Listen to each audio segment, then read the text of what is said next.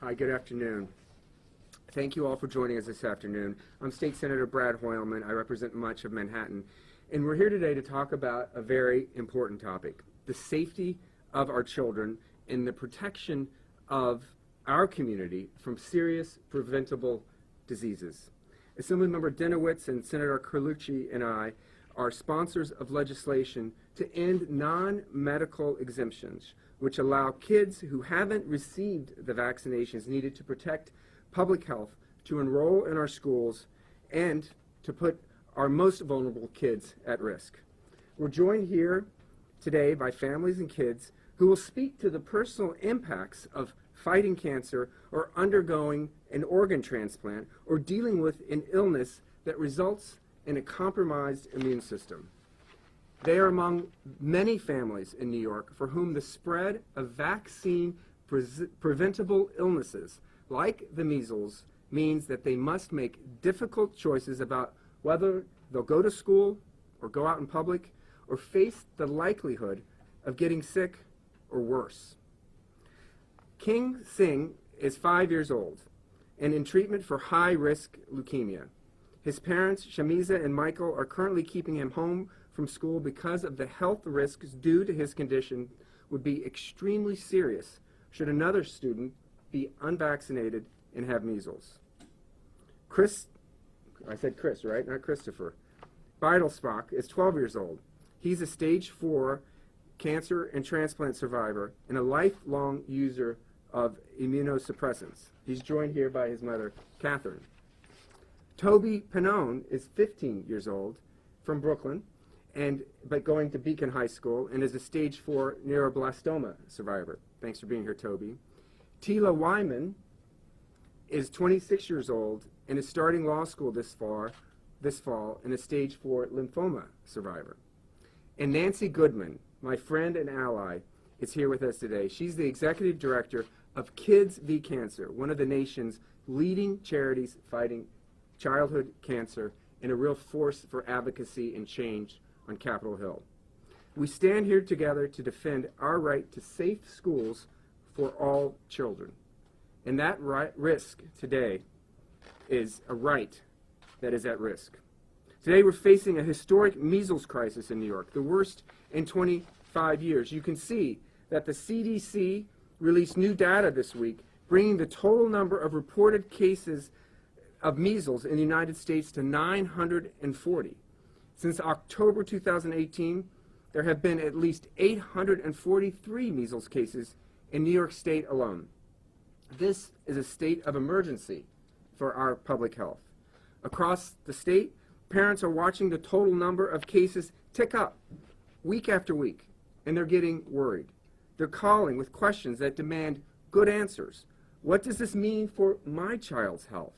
I have an infant who the doctor said can't get vaccinated for a year. What is New York going to do about it?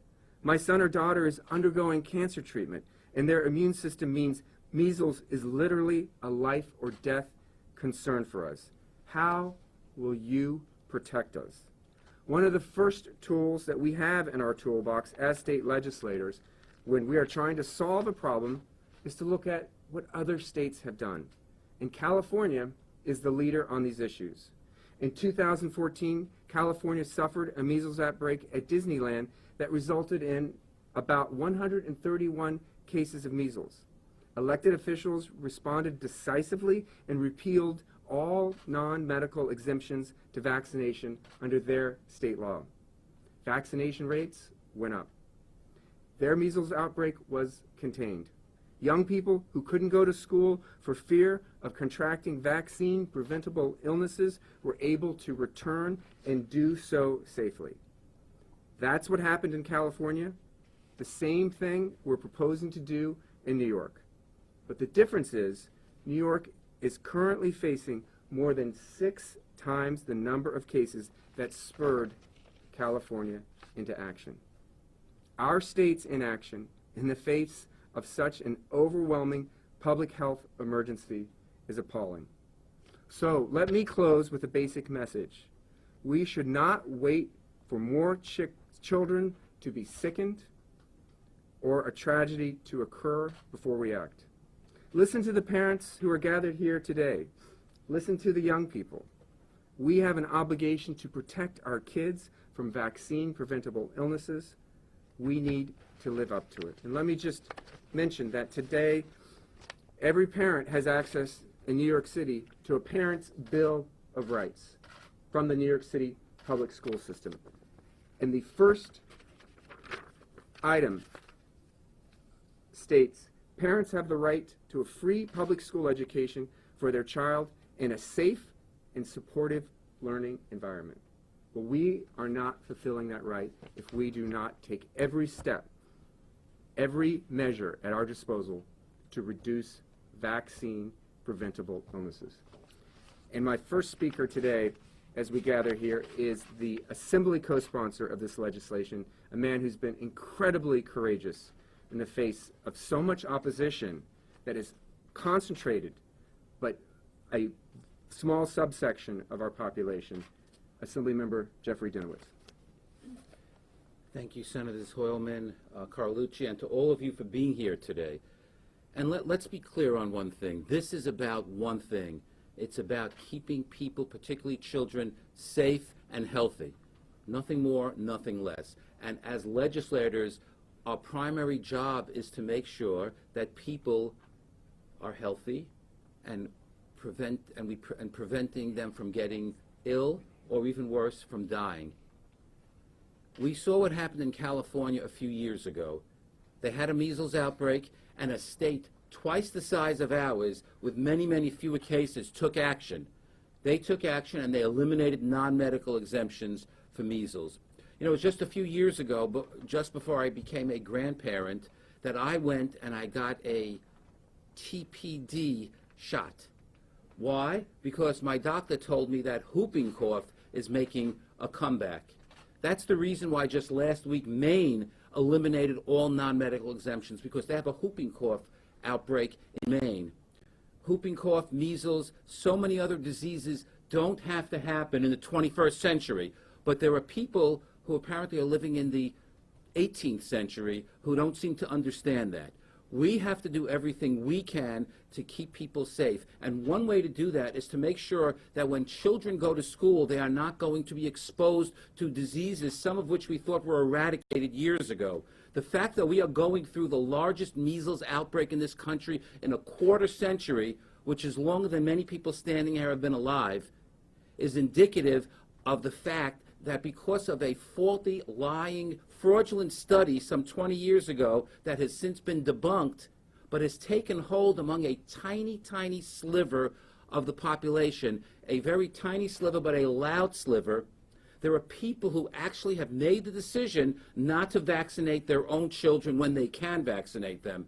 And it's bad enough if you, as a parent or a guardian, make that decision to endanger your own child. But when you're putting other children at risk, that's unacceptable, and we have to do something about that. And this legislation does do something about that. It's one of the ways that we can fight this and future epidemics. It's not the only way, but we want to make sure that everybody, if they want their children to go to a school, vaccinates their children. The only reason they wouldn't vaccinate is if they have a legitimate medical exemption.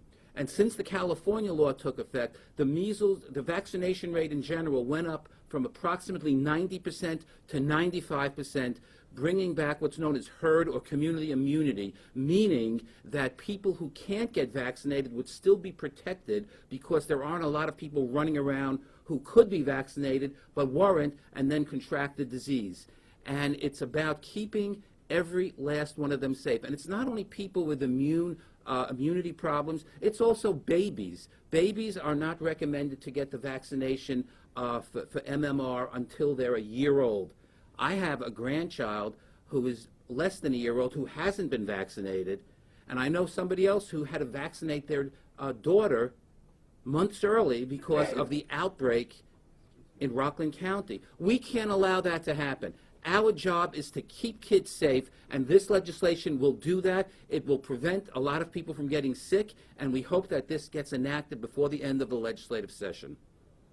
Thank you, Assemblymember. Next, we'll hear from my colleague and prime co-sponsor of this legislation, State Senator David Carlucci. Thank you.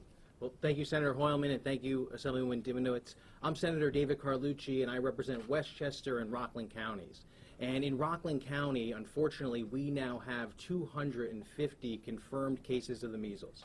That means we have families living in fear for the exact reasons we're talking about today, and the exact reasons I'm so grateful that we have families from across the state that have joined us today to put a face on this issue. When we talk about getting vaccinated, often it's confused with, well, it's my own individual right. It's my own right if I want to get sick or not. Well, in fact, this is a public health risk. And in fact, you are not just putting yourself at risk, you are putting individuals at risk that cannot get vaccinated. Right now, the World Health Organization tells us that one of the greatest threats to public health is vaccination hesitancy. And that's why in New York State, we believe the best thing we can do, the boldest step we can take, is to remove all non-medical exemptions for children attending school throughout our state. We have to do everything possible to get to herd immunity. With global travel, with vaccination rates low, the thing that we can do in New York is increase vaccination rates. 19 years ago, when the CDC declared the measles eradicated in the United States, it seems that not only did we eradicate the measles, we eradicated the memory of the measles.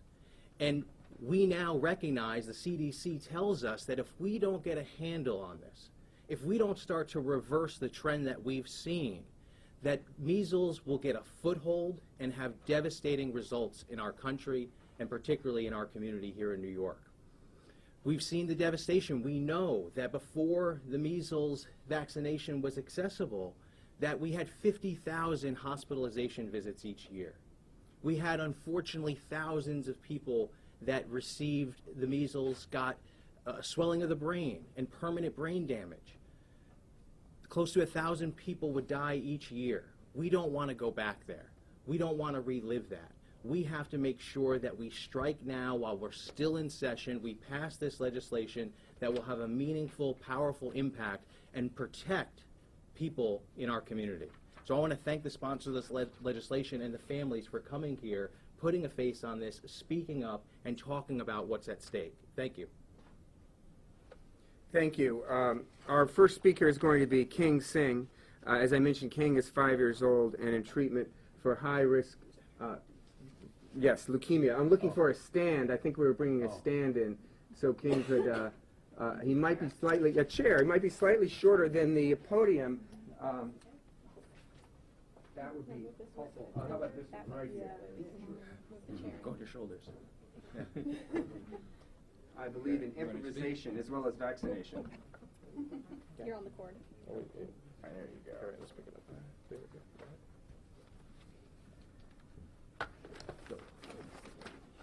Whoops.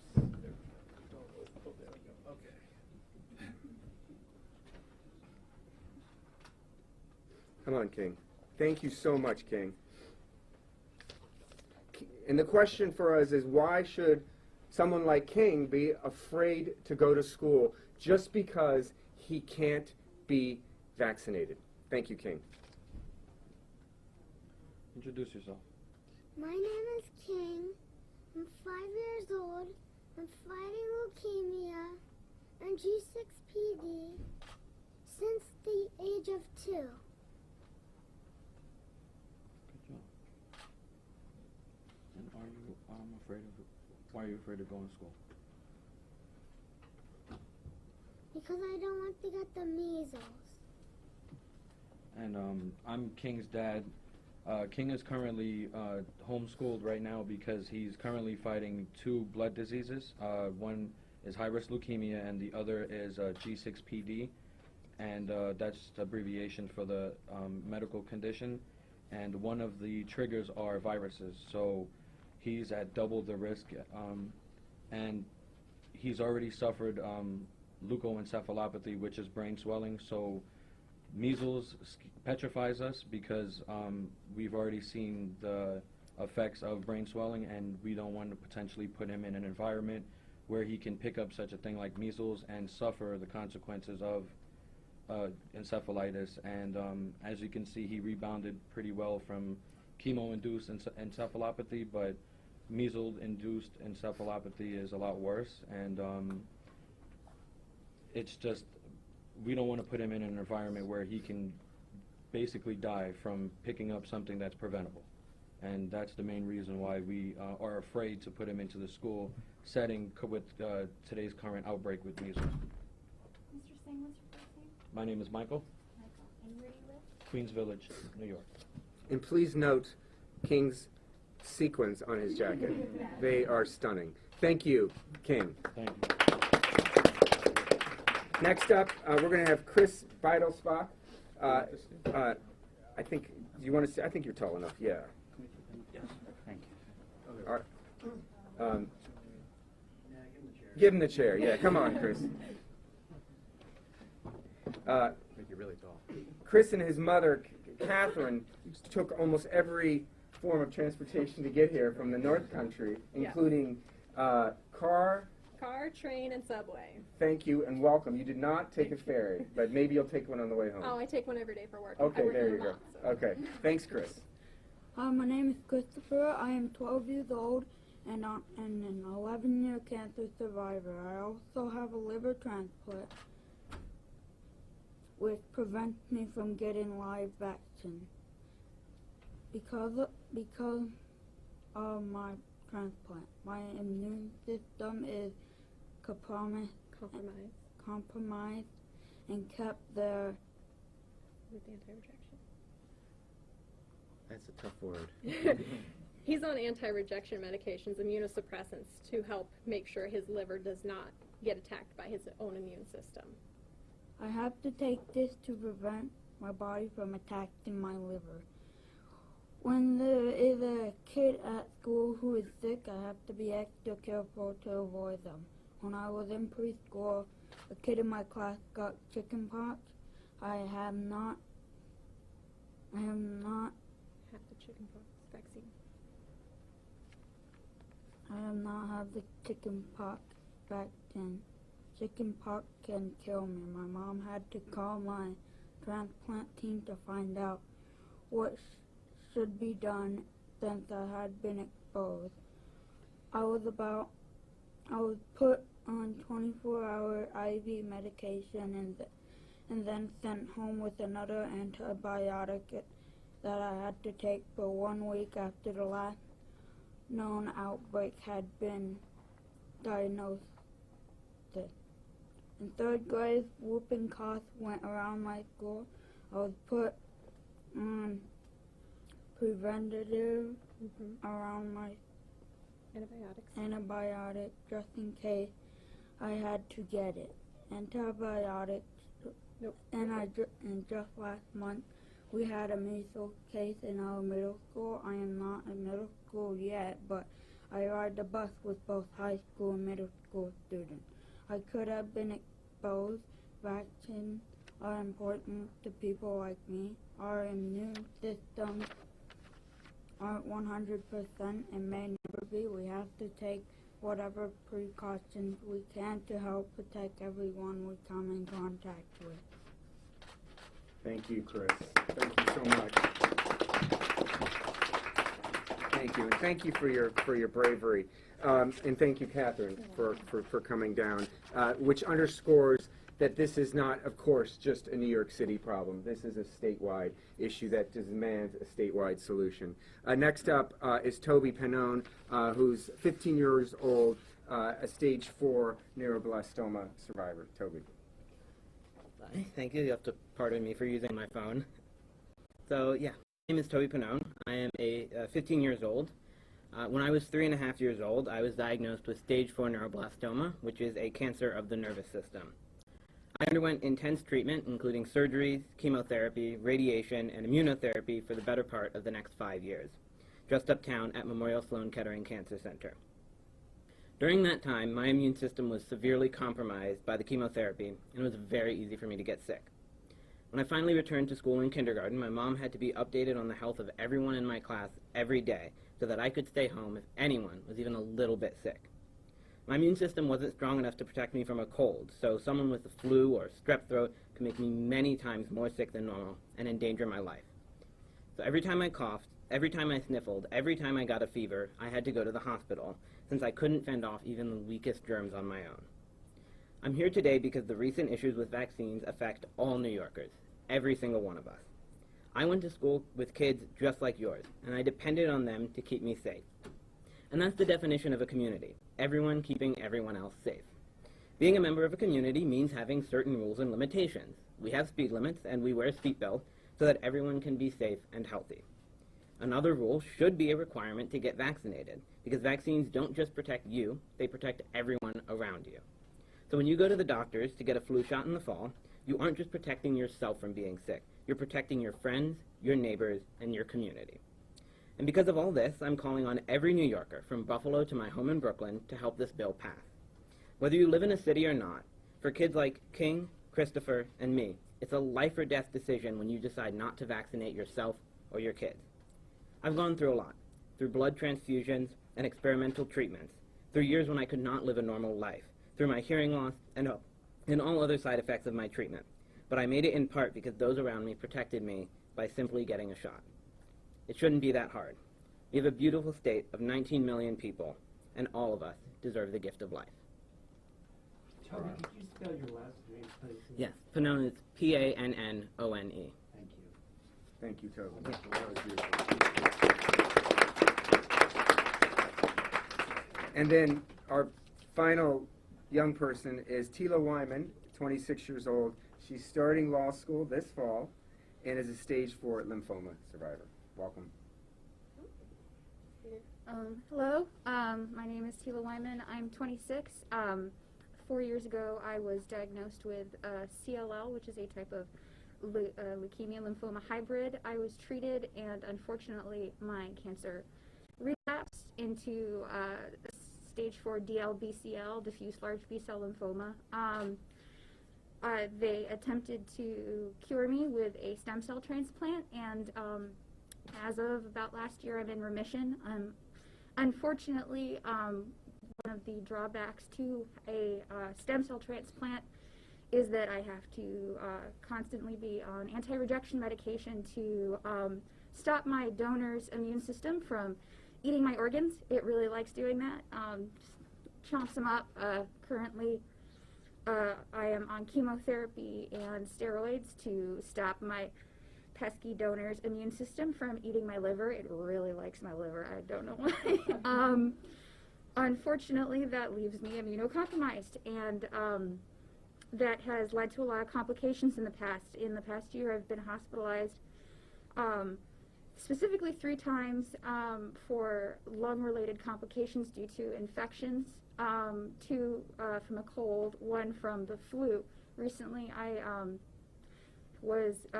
contracted the flu, which is something that you can easily vaccinate against. Unfortunately, when you are immunocompromised, you cannot vaccinate. All 3 times I've had to have surgery on my lungs and attached to some form of breathing device. One of the times I actually had to sit and have the conversation with my doctor over whether or not they wanted me to do the lung surgery while I was awake or under general anesthesia, with the danger that my lungs were just so just not doing great that there was a high chance that I'd have to be put into a coma and put into the ICU just because of the general anesthesia and the weakness of my lungs. These aren't things that I want, but that's the price of living. And I think all of the kids here have to pay similar prices every day. I oftentimes have to do things like interview my friends and see if they have colds, and sometimes strangers are not as understanding, and they'll ask me things like, well, why don't you just stay inside? Why don't you just, stay at home? Never leave your house. And to that I say, why do we put people in prison? To punish them. And we don't deserve to be punished. We didn't do anything wrong.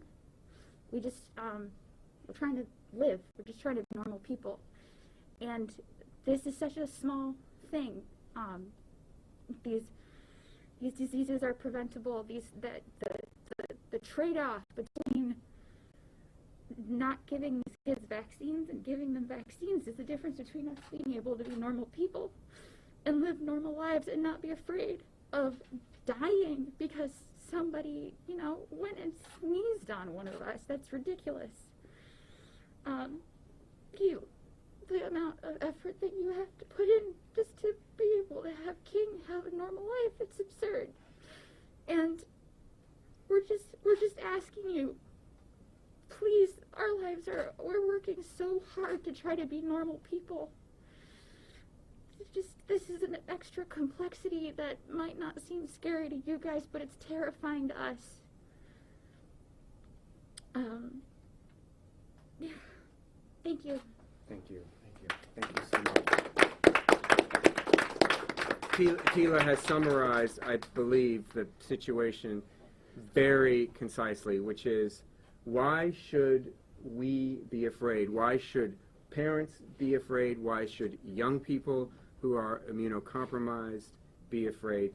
They all have a right to a sound, basic education in their schools and their daycare centers. They should not be fearful of attending them because some individuals believe in junk science that says vaccinations are unsafe. We're here to say we reject that notion, and we, as a New York State community, demand that we end non-medical exemptions. And finally, we're going to hear from the woman who brought us here, the executive director of the Washington, D.C. based advocacy group, Kids v. Cancer, one of the leading advocacy organizations fighting childhood cancer, Nancy Goodman.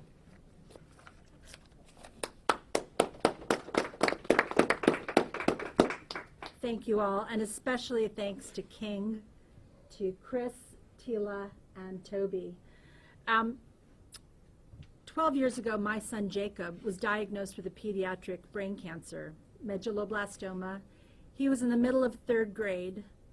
Jacob lived for 2 years before he died. He was hospitalized for about 9 months of those 2 years. He had unmanaged pain. He was wheelchair-bound, anorexic, spastic neurological movements. And the hardest thing for Jacob, though, was not these medical experiences, it was social isolation.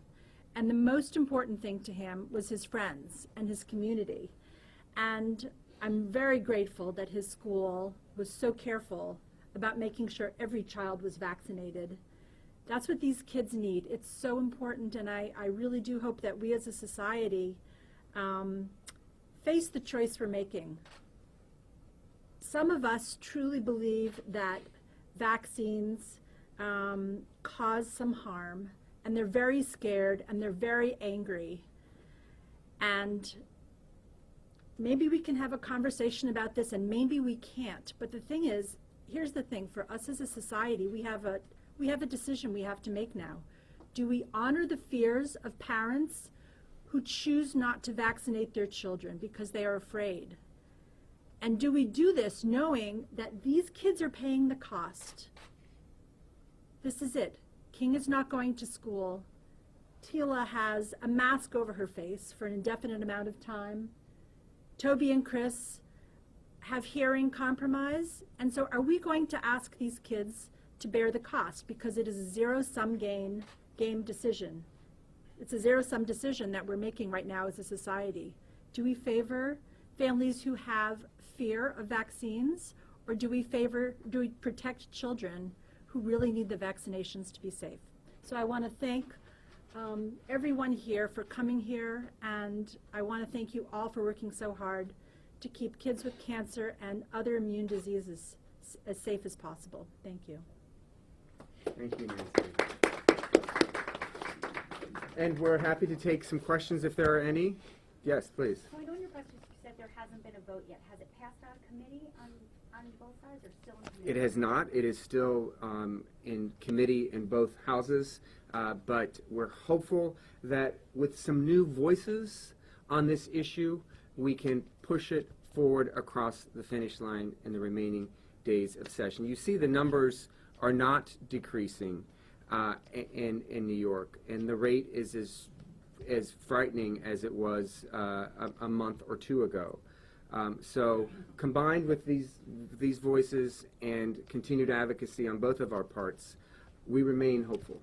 And the good news is it's a lifetime away. There are 13 more days in the legislative session. Lots could happen. Senator, these are very compelling stories, but are the votes there in the Senate or not? In other words, like, why hasn't the Senate just moved this bill? I believe the votes are there, and we're working in conjunction with the Assembly. The last thing we want is a one-house bill, which means which means to the kids here, only one of the houses stands up for you. We want both houses, and we want to bill to the governor. We also want the governor and the mayor to speak out on this issue. We believe that this is an issue of executive importance. We've said that before, but we're hopeful that we can make progress on all of those fronts. For the folks who say this is a First Amendment issue, how do you respond to that? That there is not a First Amendment right to endanger your children or worse, other people's children. The Supreme Court has ruled on that, as have a number of district courts, and we think that the public health and the safety of these young people is paramount, as well as the right for parents to send their kids to a school or daycare center of their choice without fear of their kid being sickened or worse. Just like you have metal detectors in some of our schools, well, you know what? Picture this as a virtual metal detector to keep kids safe and free from harm. The First Amendment argument is really a red herring. This is about one thing and one thing only, and that's health. And public health has to take precedence, period. Assemblyman Dinowitz, do you think it would put pressure on the Assembly if the Senate went ahead and passed it? I mean, would that make them more likely in your conference to go for it? I think everybody is going to vote the way they think is best. And it's my job to try to convince enough people to vote the right way, both in committee and on the floor. On a lot of key issues this year, the Assembly and the Senate have been working as a team, have been working in tandem to get things done. And it's my hope, and yes, it's my belief that we are going to do that over those next 13 days of session. And you think if it came up now, it would pass? I believe we have the votes, but we don't know until we actually see the votes being cast. The last thing we want to do is wait for session to end and the clock being run out without having acted on this.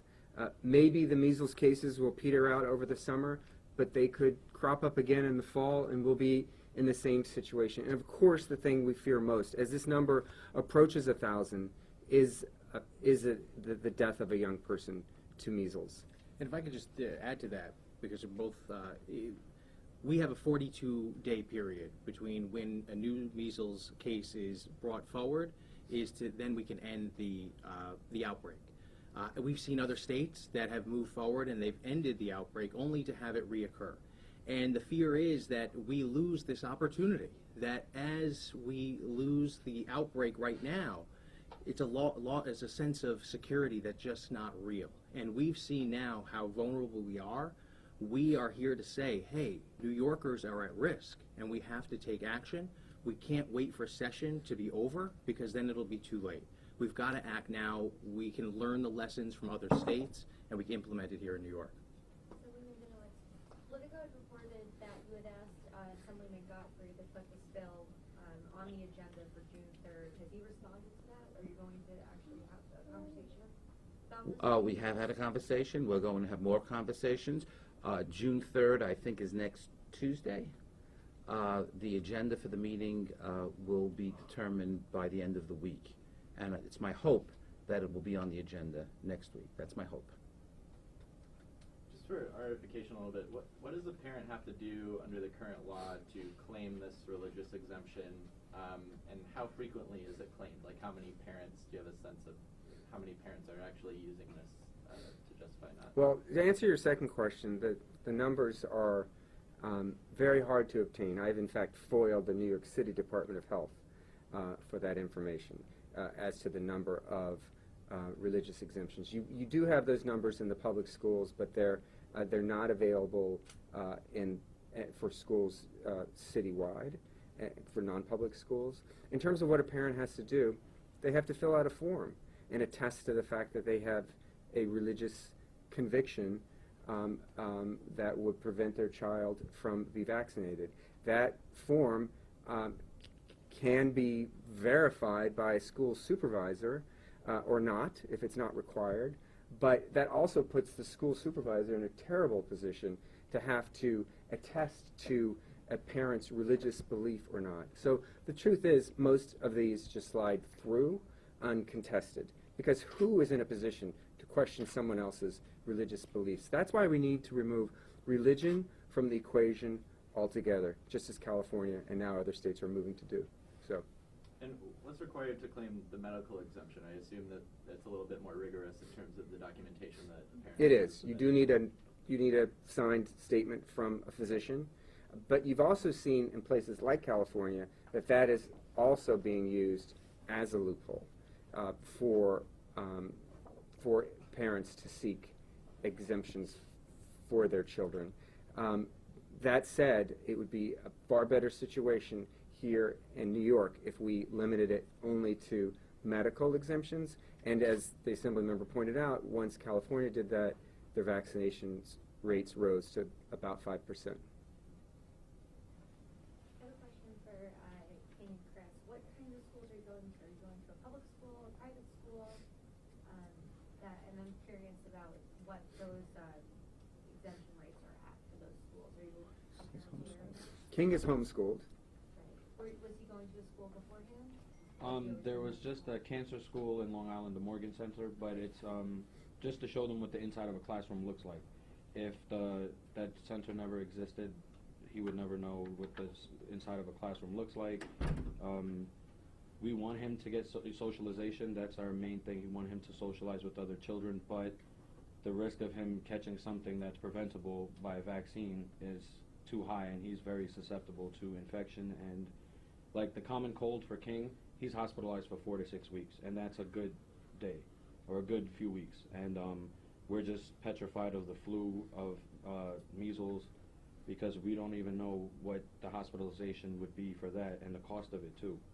And it's just not a good thing. And we want him. It's hard for a parent to homeschool their child.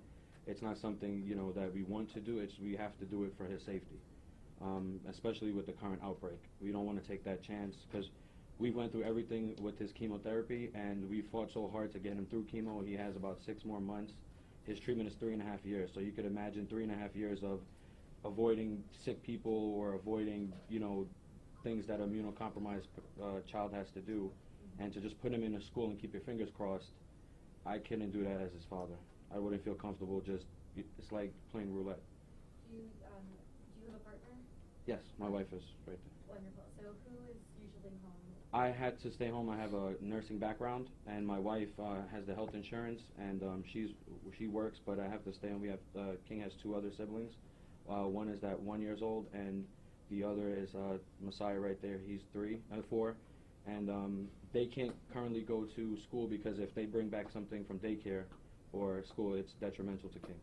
And so you're homeschooling the 3 of them, or the 2 of them? As of right now, yes. I think in New York City, 1st grade is mandatory, but we have the option to keep him home during kindergarten and preschool. But it's doing a disservice to them because they're not socializing. And we want them to do that, but we also want to protect them and keep them safe. Great, thank you so much. Where are you going to school? Where do you go to school, Christopher? I go to school at Keysville Elementary. We're from upstate, so we're at Keysville Elementary School. We're in the Essex County, Great, much further up north. But I'm in Osable Fort. thank you. And what grade are you in? 5th. 5th grade, awesome.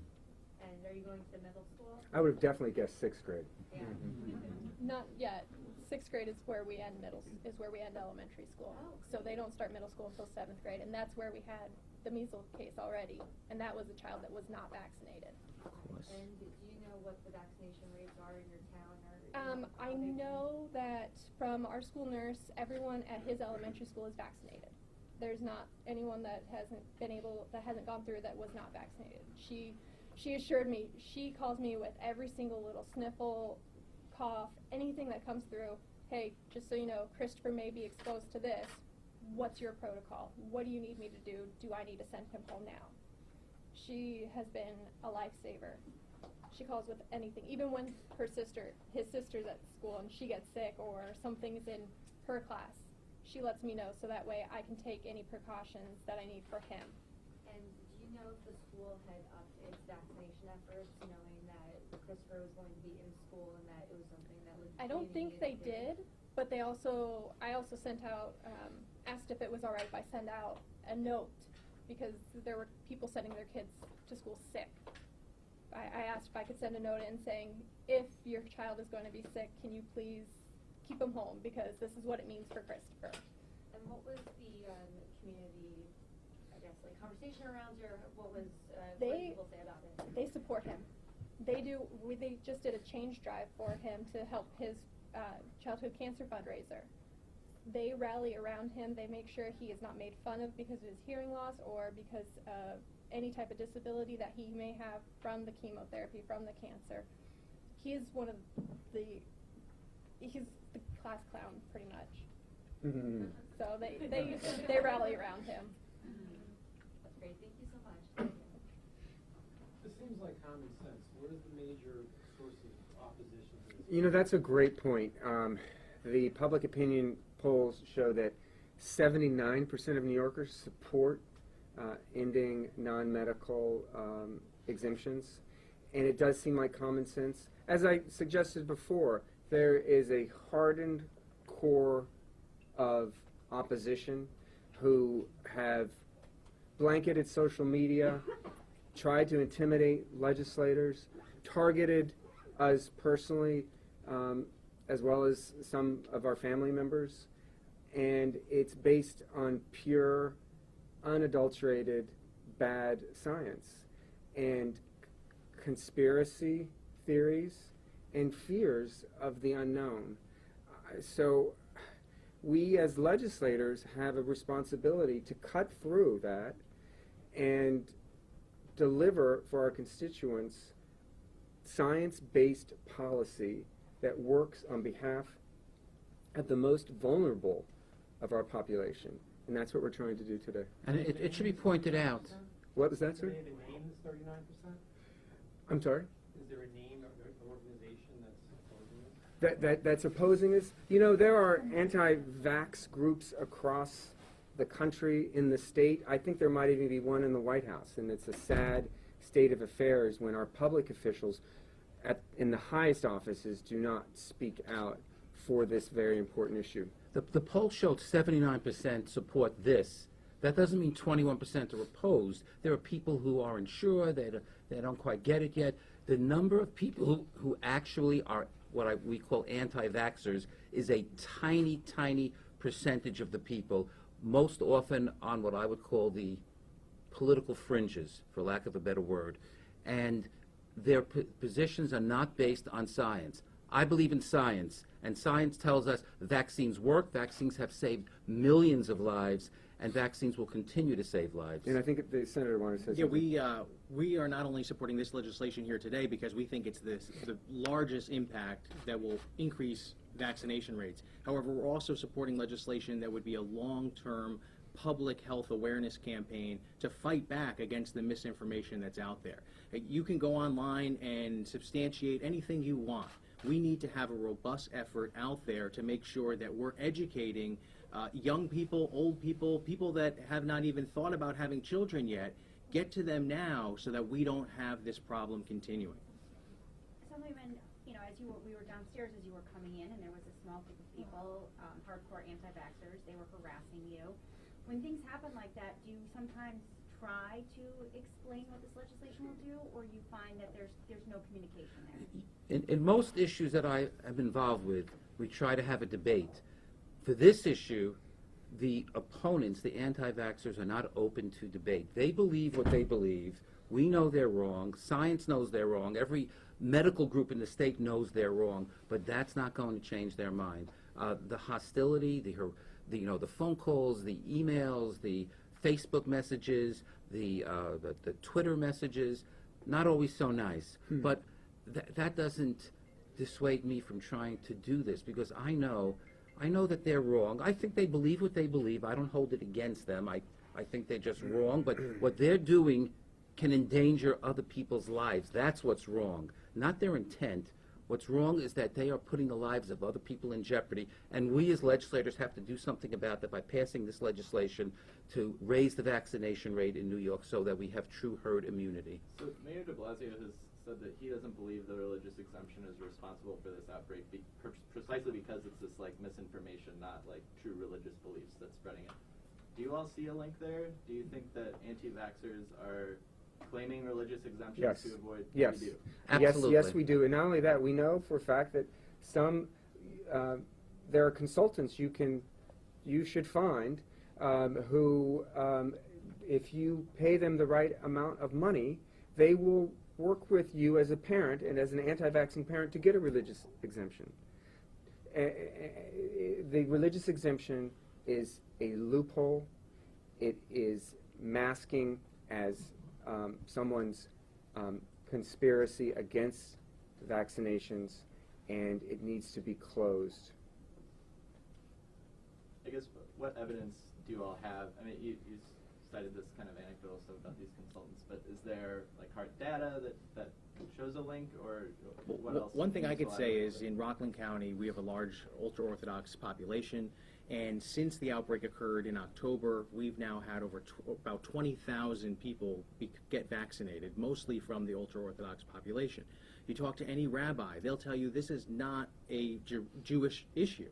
What we found is that people are using this as a guise to say, well, it's not me, it's just this other religion. And that's a real problem. And part of the issue as well is a stigma attached to the measles and the anti-vaccine campaign, and we want to end that. We need to take religion out of this equation because it's being used as a shield. It's being used to trigger a stigma that we need to fight against in this climate that we've seen. We need to make sure that we're doing everything possible. And one of the best things we can do to end that stigma is to remove the religious exemption. And one thing we know for a fact, almost everybody who has contracted the measles was not vaccinated.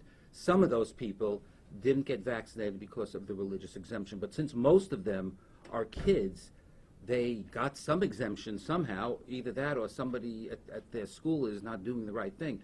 But if we eliminate the religious exemption, more people will be vaccinated. We know that because of the California experience. And that's exactly right. California is the model, and even though the statistics on non-medical exemptions are hard to come by for schools, generally speaking, which is something we need to address, we have seen what happened in California. Catherine, could you spell your last name, please? It's B-I-D-E-L-S-P-A-C-H. Is that Catherine with a K or a C? K-A-T-H-R-Y-N. And Tila, can you spell your So many first and variations last of name, Catherine. please? Tila, T-E-E-L-A, Wyman, W-Y-M-A-N. Okay, we'll have copies of the press release right now that'll have the spellings of the individuals' names. Yeah. Can you print them out right here? And one quick question, where's Cuomo on this? Because we know where de Blasio stands, running on. Well, But where's the governor on this? we don't know for certain if he supports this legislation. I know he obviously has expressed concern about the measles outbreak. This would be a very important time for the governor to lend his support as we near the end of session. I think we've both been in touch with the governor, and I know they're looking at this, but I believe, because I'm an optimist, I believe that when push comes to shove, if we pass this from out of both houses, that the governor will sign this. That's my belief. Yes, agreed. Thank you very much, and thank you. Nancy, do you have any closing words you'd like to add? No, just thank you everybody so much for this. It really matters. My son Jacob had a child he spent time with who was not vaccinated for religious reasons. It was a religious exemption. We did not know that. And this was a family that really loved my kid. They were just so scared. They're probably just scared of his cancer, really, and that's how they became a family that chose not to vaccinate their kids. And and we didn't find out till 5 years after he died. So what I learned from this is, we can't wait until people who choose not to vaccinate their kids change their minds. They may or may not change their minds. We have to take responsibility for doing the right thing, even if it does cause additional fear in this community. So we're going to end this with some celebratory fist pumps. Thank you very much. Really appreciate you being here. Thank you. Thank you. Thank you. Thank you, Singh. Let's do a fist bump. Oh, yes, thank you. Yes, good job. That's a firm one. Thank you very much.